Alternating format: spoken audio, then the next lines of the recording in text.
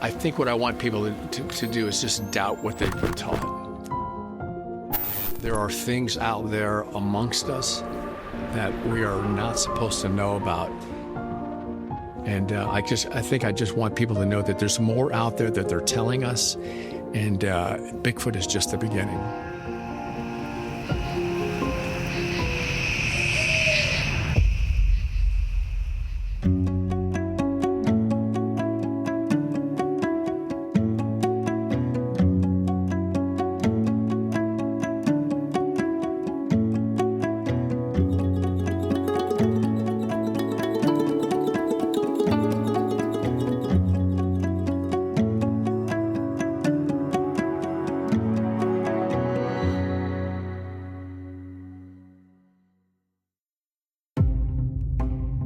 So basically, we've made a lot of what you might consider fake paranormal videos. Pretty much practicing VFX and posting them online. We had a lot of them and they ended up going viral. But for this project, we wanted to do something completely different from that. We wanted to actually find, something real. Ellijay and Northeast Georgia and that region of Appalachia is very tied to Bigfoot. Are there creatures out in the woods that we don't really fully understand? Maybe. We'll find out. It's 5:30 in the morning. It's October. It's officially spooky season. We're heading to Ellijay, to the place that has probably the most actual evidence of Bigfoot's existence. It's called Expedition Bigfoot. We're getting ready to head out there now. I hope he has some stories of either some things that he's seen or people that he knows have seen some stuff. Because I've never met anyone, Vic. But other than Vic, I haven't really met anybody who has first-hand accounts of this kind of stuff. Yeah.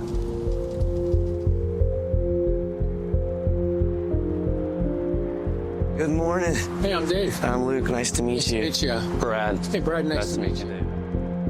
I've met so many good, honest witnesses that have been kicked around because they told their story to people. And when they see a Bigfoot, they shut up about it. They do not want to be ridiculed. But the folks that live in these areas, these rural areas, they have nowhere to go with their stories. My instances, I've written about it and all this other stuff, but I've kept it to myself well until now.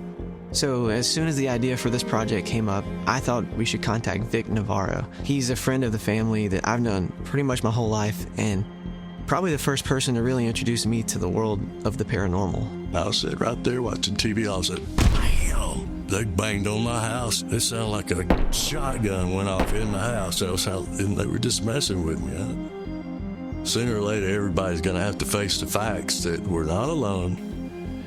Bigfoot is real, so what do we do about it? Where are we? So our next stop is a place called Hemlock Bazaar. It's a cryptid-themed coffee bar / bookstore, record shop, and we're talking with the owner. His name is Andrew Roach, and he's very into this world. We feel like he might be just a good person to talk to about what makes Bigfoot so prevalent here in Ellijay, Georgia. Cool. Well, we're gonna just probably set up. Cool. Go ahead and do your interview. We'll get some B-roll of the shop and everything. Sounds good. But we got to bring in a bunch of gear. When you grow up in the American South, so much folklore and mythology is just kind of baked into our natural environment and the things around us. Again, whether there's truth to them or not, these stories are our culture. They're our medium of exchange, how ideas transfer from generations, The folks who are transplants who've been here more recently tend to be a little more guarded. The folks who have been here for 4 generations, they'll tell you whatever you want to know. Have you told this story to many people? No. I don't know how people would accept it. I just felt like it was important for people to hear about it. And maybe that will get people to, tell their stories too. we just put the boys down for bed, and my dog usually goes outside with him before I, put him up for the night. So we went out there. He just stops, and he immediately just starts visibly getting, shaking, and runs back inside and hides. He's never done that before. But I was listening, and I heard all these weird ape-like noises, and I could see, looks like something standing in the woods. That's when I knew something was actually close. And then all of a sudden, I started getting really scared, a really weird feeling, and it felt like something pressed into my thoughts. And I had this overwhelming feeling of just I couldn't stand there anymore. And maybe a week later, I'm on Facebook. I see this post on there, and it says things you experience with Bigfoot. Now, I was not thinking I felt Bigfoot or anything. And the video starts doing an audio, and it has that same noise that I heard. So I sent a message. And he's like, here, let me ask you some questions. And then when he asked me if I felt anything press into my mind, I was like, you gotta be kidding me. Bigfoot in particular is not something I thought about much until I got here.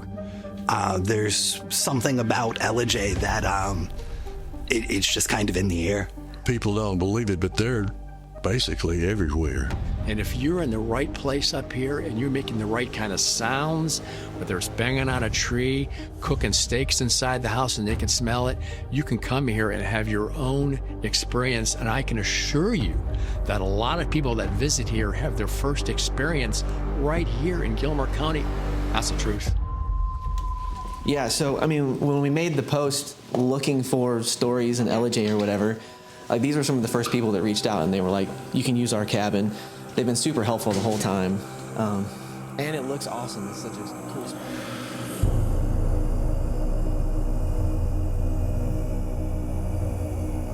We've had several daylight sightings, just out and about on our hikes and everything, and one happened to move or something, somebody catch him and pick him off.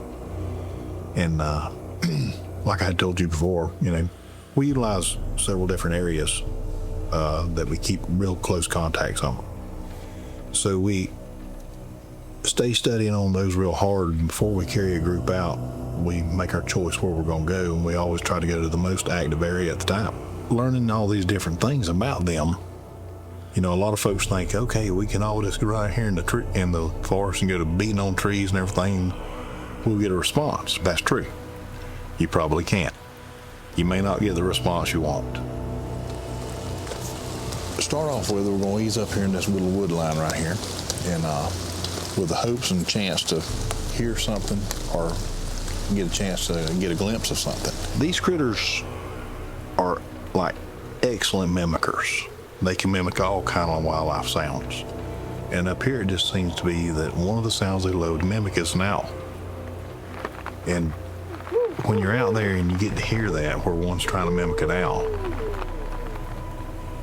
owl is not that loud. It's not that chesty, boisterous, loudness of a regular owl. Smack it now. Don't be scared to smack it. Hit it hard? All right. Don't let no love. Okay.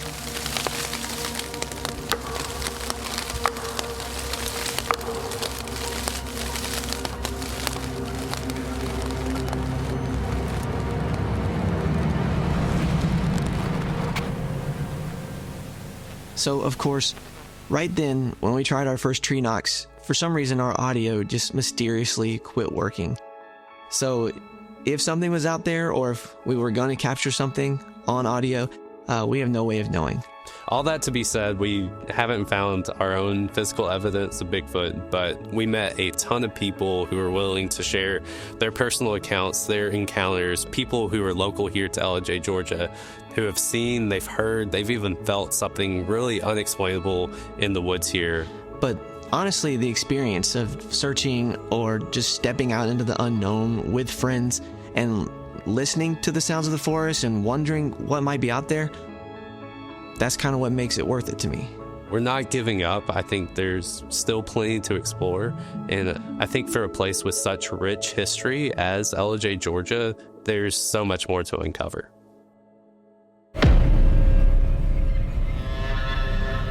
That's Pam the gardener. Have you ever seen any ghosts here, Pam the gardener? Yes, in the bedroom upstairs.